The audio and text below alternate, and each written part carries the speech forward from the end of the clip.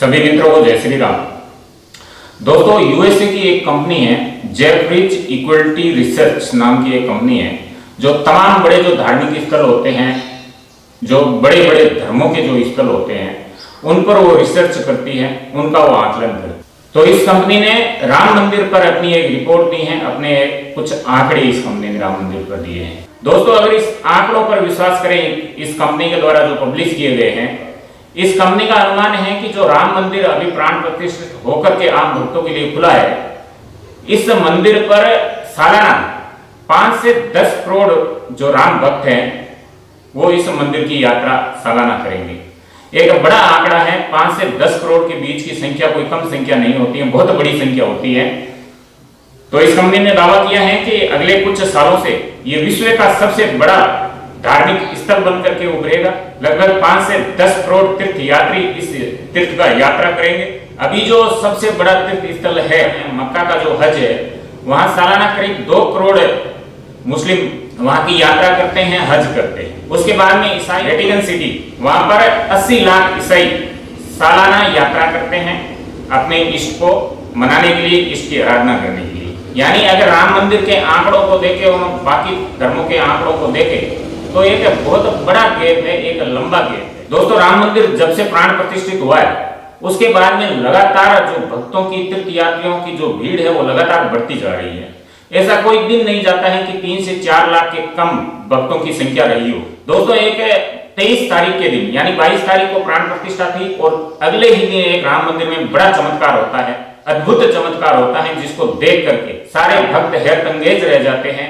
हम इस चमत्कार के बारे में आगे वीडियो में बात करेंगे। उससे पहले जो राम मंदिर बना है, जब से राम मंदिर स्टार्ट हुआ है और प्राण प्रतिष्ठा के समय तक जो आंकड़े आए हैं, बाजार के आंकड़े जो निकल करके आए हैं, उन आंकड़ों पर आप गौर करें तो राम मंदिर से जुड़े हुए सामान और सेवाओं की जो बिक्री हुई है, जो व्यापार हुआ है, वो 1.25 लाख करोड़ रुपए का, कितना बड़ा आंकड़ा है।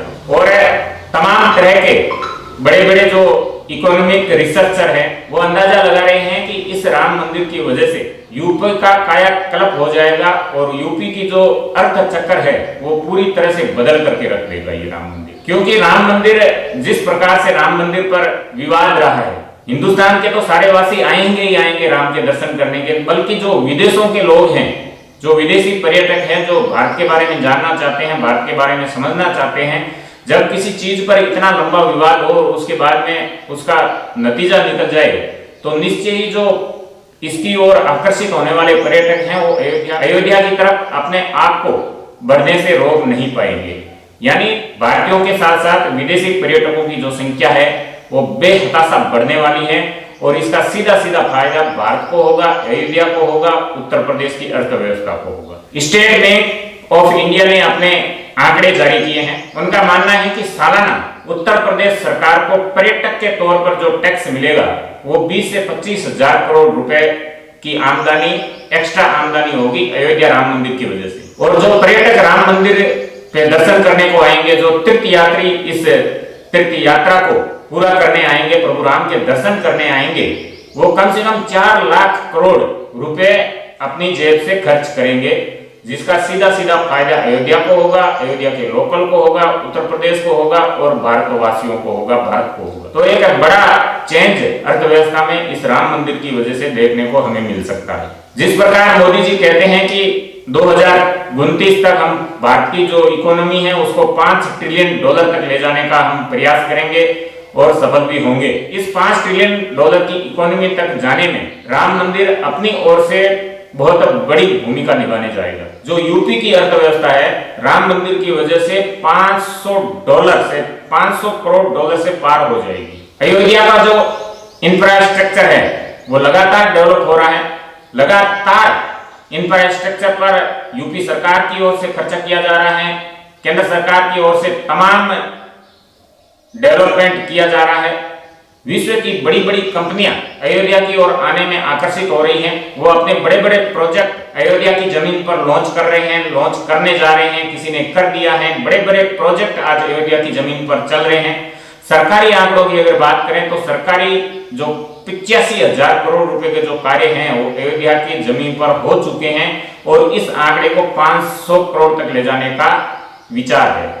यानी अयोध्या को चारों ओर से चहुमुखी जिसे जो विकास जिसे कहते हैं वो विकास अयोध्या में होने जा रहा है अगले कुछ समय में। दोस्तों अयोध्या में जो अंतर्राष्ट्रीय होटलें हैं वो भी अपनी आउटलेट खोलने जा रहे हैं। जो बड़े बड़े ब्रांड हैं वो अपनी अपनी आउटलेट किसी ने खोल दी हैं, कोई डील में है। यानी कि आने वाले समय में आपको अयोध्या एक इस प्रकार की सिटी विकसित होते हुए आप देखेंगे जिसकी आपने कभी कल्पना नहीं की थी। जो डेवलपमेंट कंट्री होती हैं उनकी जो विकसित से विकसित सिटी होती है उसकी तर्ज पर अयोध्या का विकास होने जा रहा है। 73 नई होटलें पाइपलाइन में हैं, बन रही हैं, वो बहुत जल्द राम भक्तों के लिए खुल जाएगी। दोस्तों अगर आप अयोध्या जाना चाहते हैं, आपको अयोध्या के बारे में ज्यादा जानकारी नहीं है, तो हम डिस्क्रिप्शन में हमारा एक वीडियो डाल रहे हैं, उसको आप जरूर चेक इन करिएगा। उस वीडियो में तमाम प्रकार की अयोध्या से जुड़ी हुई तीर्थ यात्रा से जुड़ी हुई जानकारी आपके सामने हमने रखी है। क्या फैसिलिटीज हैं फिलहाल, कहाँ आप रुक सकते हो, कितना खर्चा आपको रुकने का आएगा, मंदिर में आप कैसे जा सकते हो, कैसे दर्शन कर सकते हो, क्या क्या मंदिर में आप ले जा सकते हो, क्या नहीं ले जा सकते हो, तमाम जो जानकारी है वो हमने इस वीडियो में दी है। तो आप जरूर इस वीडियो में चेक इन करिएगा। डिस्क्रिप्शन में हम लिंक दे रहे हैं, तो जरूर एक बार इस वीडियो को भी देखिएगा। दोस्तों इन चीजों से ऐसा लग रहा है कि आने वाले समय में पूरी अयोध्या का जो अर्थतंत्र है, जो अर्थव्यवस्था का काल चक्र है, जैसे कि मोदी ने कहा है कि ये 22 जनवरी कोई 22 जनवरी नहीं है बल्कि ये युग बदलने, चक्र बदलने का समय है।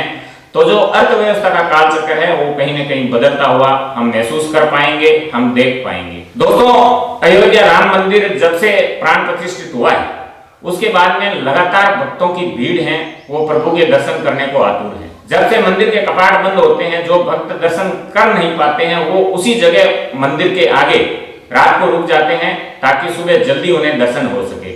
यानी पूरी रात इस सर्द रातों में वो भगवान से मिलने की, भगवान का दर्शन करने की जो तमन्ना लेकर के मंदिर के आगे खड़े रहते हैं। जैसे ही सुबह का समय होता है, मंगल आरती का समय होता है, कपाट खुलते ही वो भक्त प्रभु राम की भक्ति में लीन होते हुए प्रभु के दर्शन करके अपने अपने शहरों को प्रस्थान कर जाते हैं। हर जगह आपको चाहे रात हो या दिन हो, प्रभु राम के गुणगान आपको अयोध्या की जमीन पर सुनाई देंगे।